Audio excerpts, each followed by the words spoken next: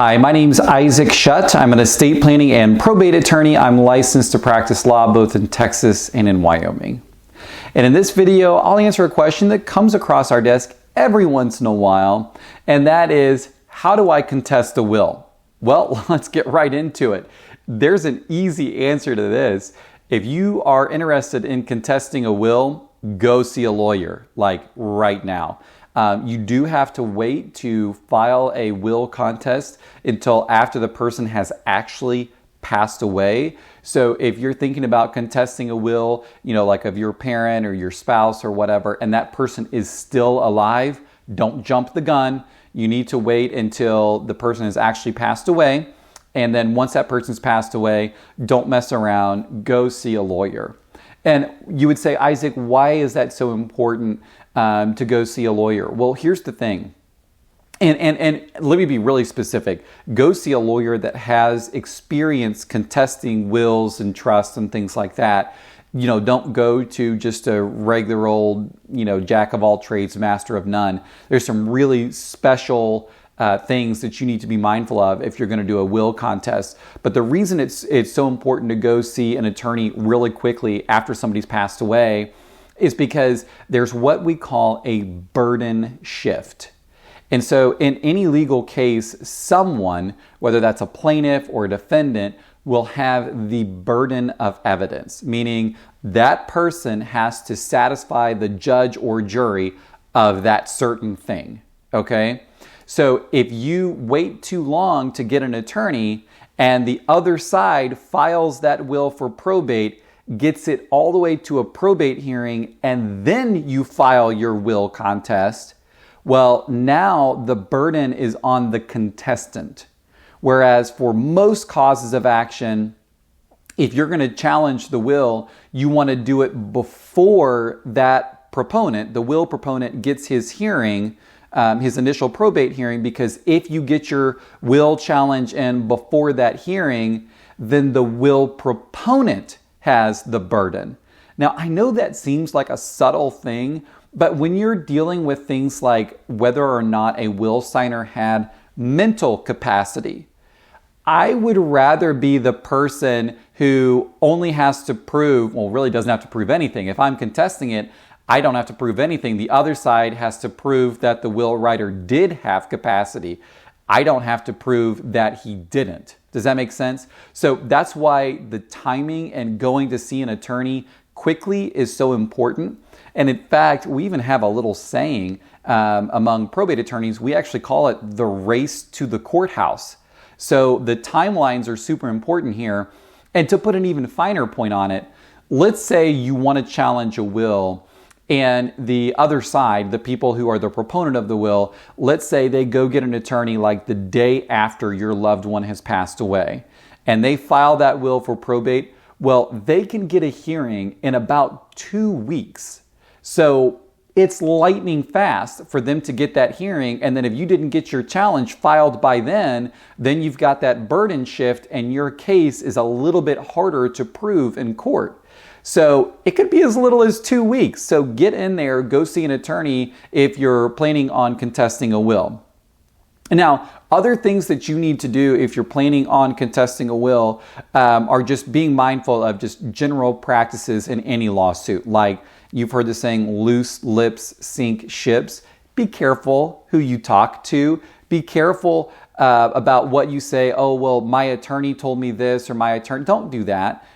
Just be careful, keep things to yourself. Don't do a lot of talking and jabbering. Let your attorney do the talking for you if you're committed to any type of lawsuit, but even a will contest, you don't really want to be broadcasting to everyone, what you're up to and things like that. Keep that confidential and maintain your attorney-client privilege with your attorney by keeping your confidential attorney conversations keeping them confidential. Now, let's just say I've convinced you that you need to get an attorney to contest a will. Let me talk a little bit about what to expect once you do that. The attorney will file a will contest typically that is pretty bare bones, and it will allege a number of things like the decedent lacked mental capacity, that maybe the document doesn't even contain the decedent's signature. Sometimes the will contestant will allege that the document that's been proposed as the will isn't a will at all, or that the decedent was mistaken as to the contents of that document, i.e. the literal ink on the page doesn't say what the decedent thought it said. They may also allege undue influence, meaning there was too much pressure forced onto the will signer at a time when the will signer had a weakened mind. And so when you meet with that attorney, you need to be thoughtful about maybe having a summary or timeline and having some facts together, because those will be important as the attorney is putting together case notes and putting together that initial case filing. If I know the date was signed at this time, but I also know that 2 months prior there was a doctor visit where your dad was declared incapacitated, that would be helpful information for your attorney. So you kind of want to be thinking about, putting together a timeline and a summary so that you can help your attorney with that initial pleading. So those are some pointers about how to contest a will. And again, let me just summarize those again for you. Number one, go see an attorney, and don't do it too early. The will signer has to already be deceased, but after that person passes away, don't wait around. You want to try to go get that will contest attorney retained as quickly as you can so that you can have your race to the courthouse and not have a burden shift where you've made your case a little bit harder. And then also, when you go meet with that attorney, have your stuff together. Have important dates, have a summary, have some facts so you can kind of hit the ground running with that attorney, so that attorney understands a good lay of the land so he can put together that will contest pleading quickly so that they can file that quickly. And last but not least, let me just kind of note, when you go to hire that attorney, keep in mind that that does not necessarily mean you have to have a wad of cash.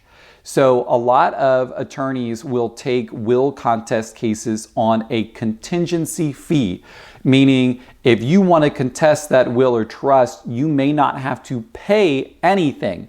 All you have to do is promise that if the will contest is successful or there's a nice settlement, that attorney will get some percentage of whatever it is that you were to get. So for example, you may have to promise that if you win or get a settlement, that the attorney would get 25, 30, or 35, or even 40% of whatever your taking is. So a lot of attorneys will do a contingency fee case. So when you go in and you talk with an attorney, that's something to ask about. Not all attorneys do contingency fee, but it's something to ask about.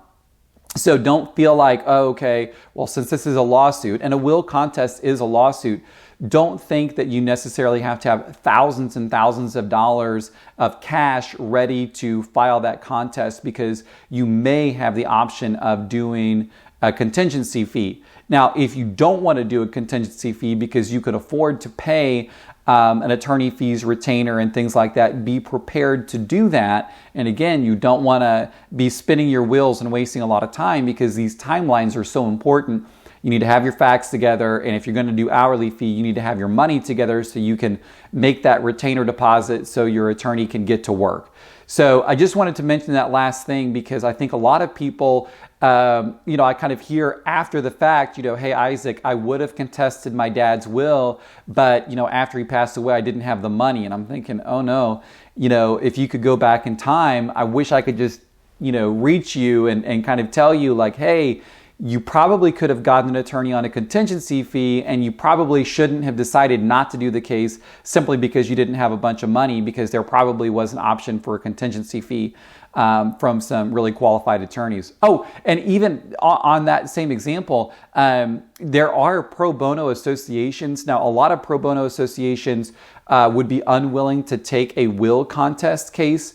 But again, if money is super tight and you qualify for pro bono legal assistance, that would be another thing to be exploring if you lose a loved one. Again, another reason to think, I don't have to have a huge wad of cash here. because I might be able to get a pro bono attorney. But I think the worst thing you can do if you're interested in contesting a will, the worst thing you can do is nothing. The moral of the story is act, and get your stuff together, and be quiet once you do. So I hope you found this video helpful. Again, my name is Isaac Shutt. I'm an estate planning and probate attorney. I'm licensed to practice law both in Texas and in Wyoming.